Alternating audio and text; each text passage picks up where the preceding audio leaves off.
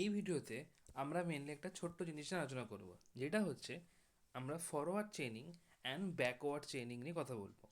এই forward chaining and backward chaining mainly আমরা এআইতে data search করার ক্ষেত্রে যেখানে রুল বেসড অ্যাপ্রোচ ইউজ করি সেইটাতে আমরা ইউজ করে থাকি।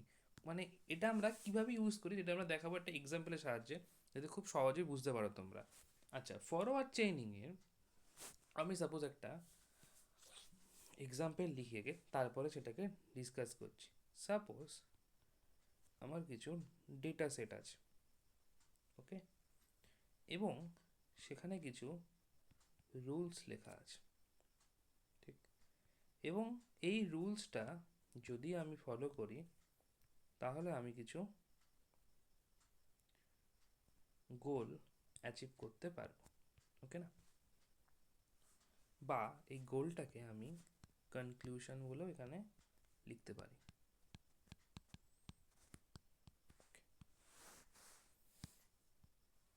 ওকে, নেক্সট আমি যদি এখানে একটা প্রোগ্রামিং লিখি, ইফ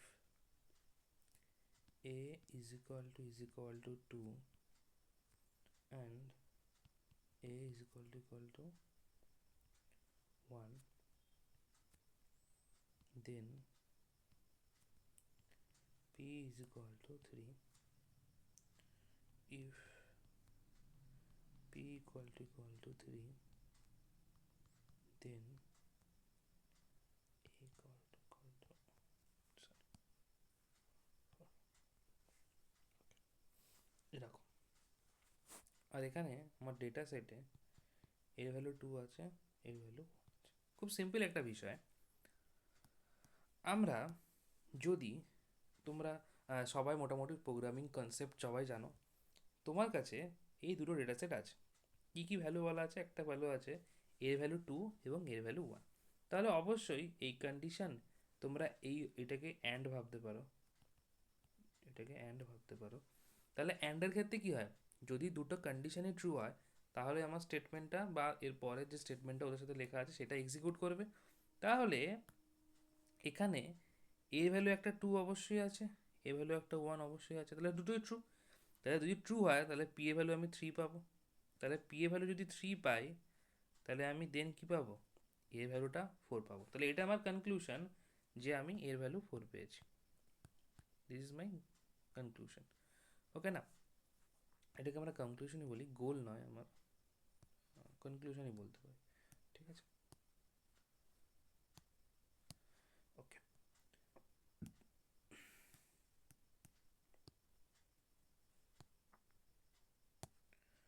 ওকে। এবার তোমরা একটা জিনিস দেখো, যদি যদি তুমি এইখানে একটা ডেটা সেট দিচ্ছ a equal to 2, then a equal to 3, তাহলে কী হবে? তাহলে এখানে কন্ডিশন ফলস হবে না, মানে এখানে কন্ডিশন ট্রু হবে না, সরি, এখানে কন্ডিশন ট্রু হবে না, ফলস হবে। তাহলে পি এ ভ্যালু আপগ্রেডেশনও হবে না, তাহলে এখানে যাওয়ার কোনো গল্পই নেই। তাহলে এক্ষেত্রে তুমি কিন্তু এই কনক্লুশনে পৌঁছাতেই পারলে না, অ্যাচিভই করতে পারবে না। এইবার ভাবো, আমরা এখানে যদি একটা অন্যরকমভাবে চিন্তাভাবনাটা করি। কীরকম চিন্তাভাবনা? চিন্তাভাবনাটা হচ্ছে, সাপোজ তোমার কাছে কনক্লুশনটা গিভেন আছে, তোমার কাছে কনক্লুশনটা গিভেন খানিকক্ষণ আগে যেটা শিখেছিলে, যেখানে তোমাকে বলা হচ্ছে যে তোমার ডেটা সেটটা গিভেন রয়েছে, তোমাকে একটা কনক্লুশনে রিচ করতে হবে। এখন আমি তোমাকে বলছি তোমার কাছে কনক্লুশন বলাই আছে, কনক্লুশন তোমার কি? এ ইকুয়াল টু 4 আছে। তুমি এবার ভাবো, যদি তোমার কনক্লুশন এ ইকুয়াল টু 4 বলা থাকে, তাহলে এ ইকুয়াল টু 4 হওয়ার জন্য তোমার কাছে কী করতে হবে? 4 হওয়ার জন্য তোমাকে পি এর ভ্যালু 3 হতে হবে না? যদি পি এর ভ্যালু 3 হতে হয় তাহলে তার আগের স্টেজে তোমাকে এর ভ্যালু 2 আর এর ভ্যালু 1 আনতে হবে। তাহলে সেই ক্ষেত্রে তুমি বলতে পারো আমার ডেটা সেটে এর ভ্যালু অবশ্যই 2 বা এর ভ্যালু অবশ্যই 1 দিতে হবে, ঠিক? তার মানে তুমি একটা জিনিস দেখলে, যেখানে তুমি তোমার কিছু ডেটা সেট আছে,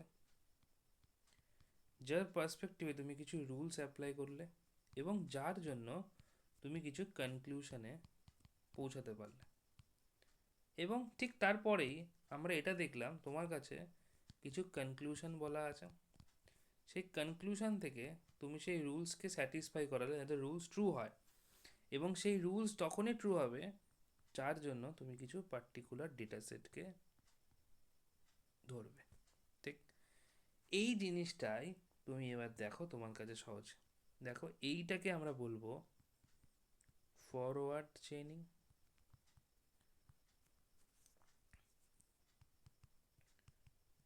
আর এইটাকেই আমরা বলবো ব্যাকওয়ার্ড চেইনিং।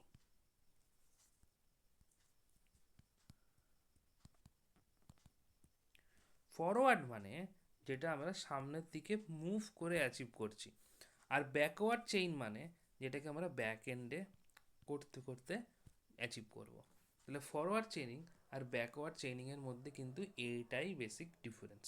এবং আরও কিছু ইম্পর্ট্যান্ট পার্ট আমি বলে রাখি, আমরা কিন্তু মেনলি একদিকে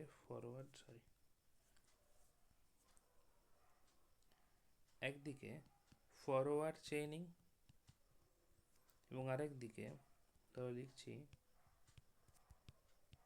ব্যাকওয়ার্ড চেইনিং। ওকে, আমরা মনে রাখবে আমরা ফরওয়ার্ড চেইনিংকে কিন্তু ডেটা ড্রিভেন বলি, ডেটা ড্রিভেন। আর এখানে এটাকে ব্যাকওয়ার্ডকে বলি গোল্ড ড্রিভেন, সরি গোল ড্রিভেন। কেন স্যার? দেখো তুমি ডেটা পাচ্ছ বলেই তুমি কিন্তু তোমার কাজ এগোতে পারবে, ফরওয়ার্ড এগোতে ডেটা পেলে বলেই তুমি কিন্তু তোমার কাজে মুভ করতে পারো। আর এই ক্ষেত্রে কি তুমি তোমার কনক্লুশন থেকে কিন্তু তুমি এগোবে, তাই সেই জন্য এটাকে আমরা গোল ড্রিভেন বলি। ঠিক এই ক্ষেত্রে তুমি তোমার যে নোন ফ্যাক্টসগুলো হয় মানে স্টার্টিং পয়েন্টের, সেই স্টার্টিং পয়েন্টের নোইং ফ্যাক্টস সম্পর্কে তুমি সব জানবে। আর এই ক্ষেত্রে তুমি কি জানবে? এই ক্ষেত্রে তুমি তোমার স্পেসিফিক গোল সম্পর্কে জানবে। স্বাভাবিক, তুমি তোমার এখানে গোল সম্পর্কে যদি না যাও তাহলে তুমি এখানে ডেটা সেট কী করে যাবে? আর ফরওয়ার্ডের ক্ষেত্রে কি তুমি ডেটা সেট জানছিলে বলেই তুমি কনক্লুশনে পৌঁছাচ্ছিলে। ঠিক 3 নম্বর, 3 নম্বর, এটা ইমপ্লিমেন্ট করা খুব সহজ, এটা ইমপ্লিমেন্ট করা খুব ইজি,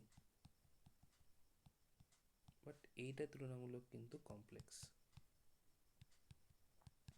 ঠিক আছে, আর এই ক্ষেত্রে ঠিক আছে, এইটুকু অবধি তোমাদের এইটুকু জানলেই হবে। পরীক্ষার সময় অনেক সময় কি করে, তোমাকে বললো যে হোয়াট ইজ ফরওয়ার্ড চেইনিং, তুমি বলবে হ্যাঁ স্যার আমি পারবো, কিন্তু অনেক সময় বলে দেয় যে what is data driven approach. দুটোর মানে কিন্তু সেম, এটা কিন্তু মাথায় রেখো, যাহাই ডেটা ড্রিভেন তাহাই কিন্তু ফরওয়ার্ড ড্রিভেন, এই ফরওয়ার্ড চেইনিং অ্যাপ্রোচ। ওকে ওকে, ভালো লাগলো অবশ্যই লাইক করে দেবে। দেখা হচ্ছে পরের ভিডিওতে, ততক্ষণের জন্য টাটা। এবং যদি কোনো প্রবলেম হয় অবশ্যই কমেন্ট বক্সে কিন্তু বলে দেবে। Thank you.